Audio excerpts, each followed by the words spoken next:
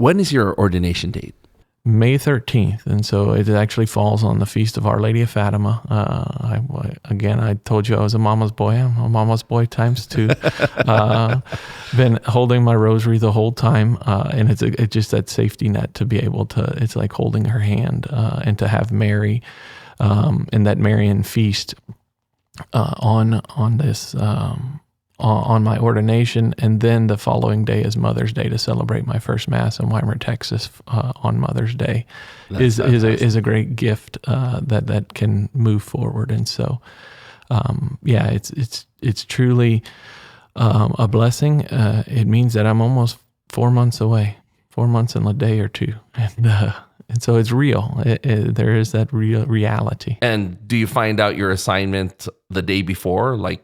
You know how they do here in Galveston, Houston? It'll be sometime in May. And so it could be the night before. Sometimes you find out with the people when Bishop announces it. So it's kind of that understanding. And so I'll find out when. Are you hoping for any particular parish? I am not. People ask me that and they're like, what's your ideal, or what's your ideal parish? And I'm like, well, I could see myself being in this parish because of this, this, and this. But when you set yourself up for that, it's like, okay, well, what happens when you don't get that?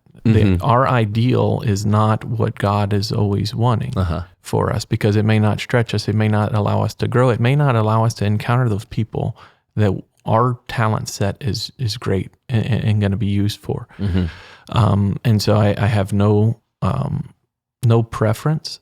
I'd love to be in there with a parish that is vibrant and willing to just kind of engross themselves in the good news of the gospel, and to allow his good news, the word of God, to kind of transform their hearts, and then to allow the Eucharist to be that part that flourishes and allows them to kind of live and be living witnesses to the gospel. Father Preston Quintella, he said that one of his first assignments was at a school where he could coach. Now, have you ever thought about that? Like, they could send me to a parish with a school and they have a baseball team, perhaps. Have you ever thought about that possibility?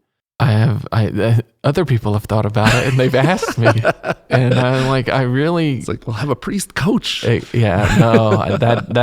really is not something that, if that is what I'm called to do and I'm at a school that they need a coach for whatever reason, I would take that on. But again, there's a recognition that there's a little bit, for me, I want to be a good and holy priest. And if anything is going to draw me away from that, or have me have a different priority, or trying to chase something that was so good to me in the past, I don't want that to be a distraction that is a good that the devil twists and disorders in a way that where I don't actually engage with the people that are right there present that need a priest at that point. No, that's not. And again, I can't throw batting practice anymore. My shoulder's not going to work in any good ways.